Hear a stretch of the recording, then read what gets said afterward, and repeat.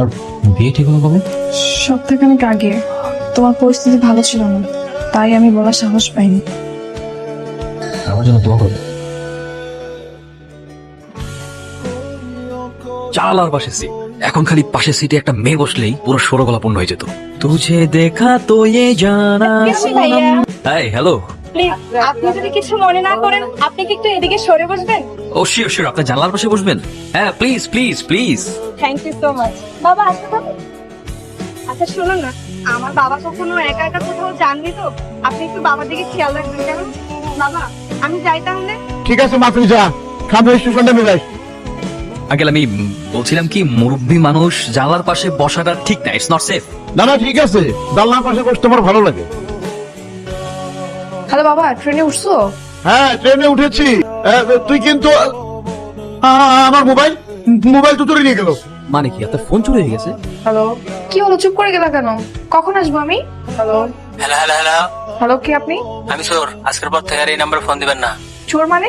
Hello hello.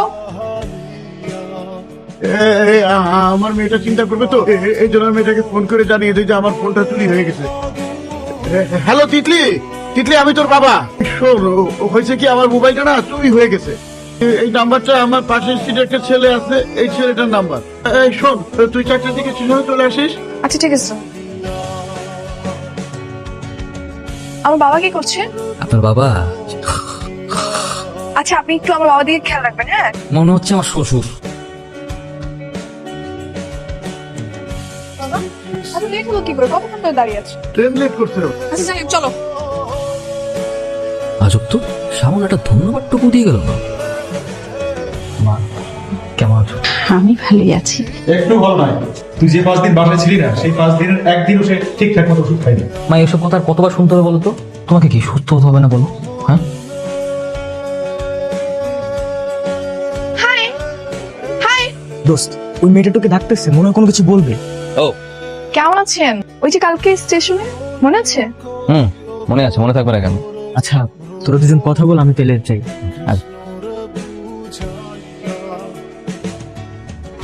Uncle ওনার সাথে রাস্তাতেই দেখা, বাসার নিচ পর্যন্ত যখন চলে এসেছি ভালো আপনার সঙ্গে দেখা করে যাই। ও ভালো কাজ করেছো। Excuse me. বাবা বলো। এই শোন, তোর মা আবার অসুস্থ হয়ে পড়ছে। আমি হসপিটালে নিয়ে আসছি।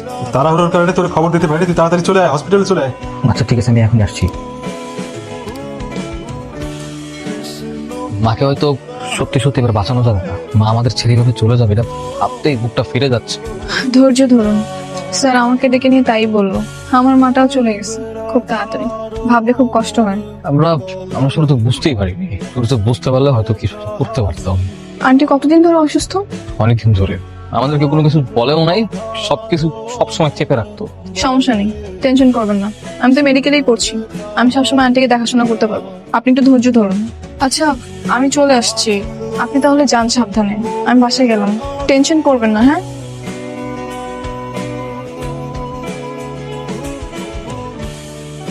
এই শোন, তুই কিন্তু ওই কাল সকাল সকাল উঠে হসপিটালে যাবি, ওখান থেকে তোর মাকে রিলিজ করে দিয়ে আসবি এবং আনার পরে আমরা সবাই মিলে গ্রামে যাবো। আমার বাড়িতে কেন? ওর শেষ কয়টা দিন ওইখানেই কাটাক। আমি এখানে ওকে রাখতে চাই না। জায়গা হবে না কেন বাবা?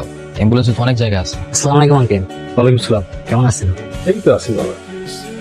ঠিক আছে, তোমার আব্বাকে বলো আমার ঝামেলাটা শেষ হলে আমি ওর সাথে দেখা করবো।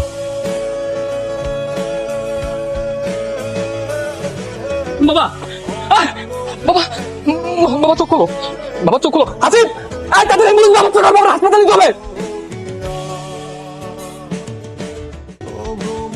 চলো রুদ্র, আর দেরি করা ঠিক হবে না। তোমার বাবার লাশটা এই পাশে রাখা হয়েছে, আর তোমার মা ওই পাশে।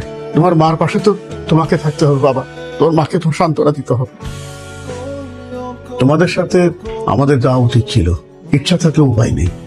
হঠাৎ করে তিথির বিয়ের ডেটটা পড়ে গেল। বিয়েটা ওর মামাই ঠিক করেছে, মানে সবকিছু কেমন তাড়াতাড়ি হয়ে যাচ্ছে। তিথি তোমার বিয়ে ঠিক হলো কবে? সপ্তাহখানেক আগে। তোমার পরিস্থিতি ভালো ছিল না, তাই আমি বলার সাহস পাইনি। ভালো থেকো, আমার জন্য দোয়া করো।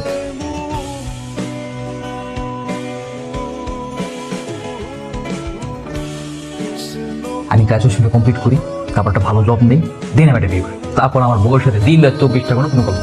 আরো কয়েক বছর, ততদিনে দেখবি আমার কবরের মাটিও সমান হয়ে গেছে। মরার আগে অন্তত ওই তিথির মতো একটা বউ তোর জন্য আমি বাসায় নিয়ে আসবো। বারবার শুধু মরার কথা বলো কেন? মা তো চলে যাবেই, কারণ তুমি শুরু করছো। তোমরা দুজনে যদি এমন করে, আমি কই যাবো? এ আল্লাহ, আমার কাছ থেকে আমার মা বাবা সবকিছু কেড়ে নিলে তুমি। শেষ পর্যন্ত বেঁচে থাকার সম্বল আমার ভালোবাসার মানুষ ছিল, সেও আমাকে ছেড়ে চলে গেল। আমি কি খুব বেশি অন্যায় করেছিলাম? ভাইয়া, আপনি রুদ্র ফ্রেন্ড না? হ্যাঁ, আপনি তিথি তাই না? হ্যাঁ ভাইয়া, রুদ্র কোথায়? আমি না ওকে খুঁজে পাচ্ছি না কোথাও। সেই যে আন্টিকে নিয়ে গ্রামে গেল, তারপর আর কোনো যোগাযোগ হয়নি। ওর নাম্বারটা অফ। ও আমাকে বলেছিল জানাবে, কিন্তু কিছুই করলো না। প্রায় কয়েক বছরই তো হয়ে যাচ্ছে, আমি ওর কোনো খোঁজ পাচ্ছি না। সে যে বাবা মারা যাওয়ার 1 মাস পর এসেছিল, তারপর থেকে ওর আর কোনো খোঁজই পাইনি। ওর নাম্বারটা তো বন্ধ। যোগাযোগ করার কি কোনো ব্যবস্থা নেই? সত্যি বলতে রুদ্র আপনাকে অনেক বেশি ভালোবাসতো। হুট করে ওর মার অসুস্থতার কারণে এই কথাটা বলতে গিয়েও আপনাকে বলতে পারে সেরকম পরিস্থিতি হয়ে ওঠেনি। আঙ্কেল আন্টির শেষ বিদায়ের সময় তো আপনার বিয়ে হয়ে গেল, হয়তো আমার সেই কষ্টে দূরে কোথাও হারিয়ে গিয়েছে।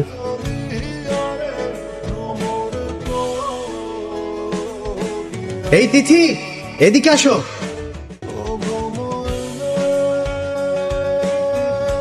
তিথি, কেমন আছো?